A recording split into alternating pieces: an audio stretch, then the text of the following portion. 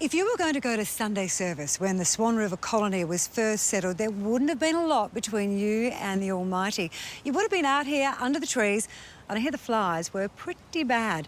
In fact, the first congregation to take their worship out of the elements was the Church of England, and they only hold that record thanks to a rather fortuitous accident. This is St George's Cathedral, and it's a far cry from the Jarrah Tree and subsequent houses of worship that came before it. All right, so tell me the story. How do we get this magnificent church? The Archdeacon of Sydney, Thomas Scott, had run aground off Garden Island. He came into Perth. I don't think he was too keen to be here. What year was this? This was 1829. Okay. And he was horrified that there was no church for the people to worship in for Christmas. So he got together some of the men. They built a church of Jarrah and Rush, so the people of Perth had somewhere to worship at Christmas, and every termite in the place had a Christmas dinner.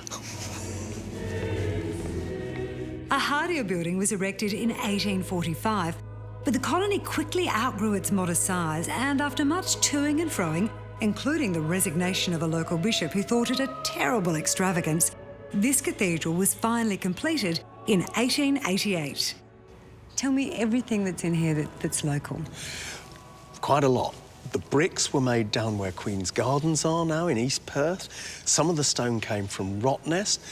This is a piece of Jarrah from the tree under which they held the first services.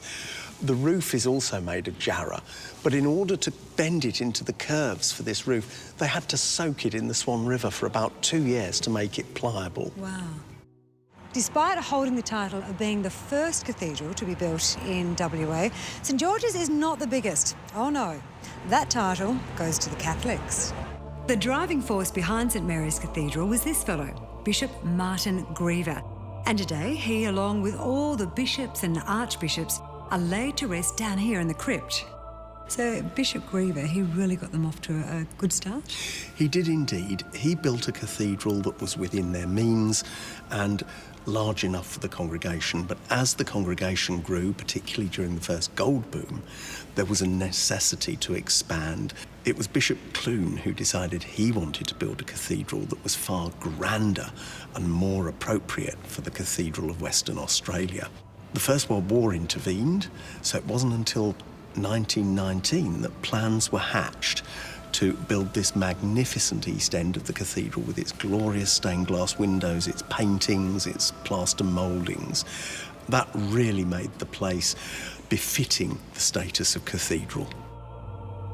In fact, the only part of the building that Bishop Griever would recognise if he were here today would be the tower behind me.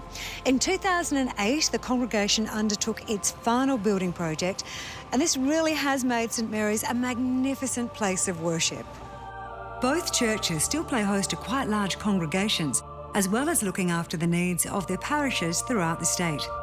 If you'd like to have a sticky beak at either of these stunning buildings, they do run tours.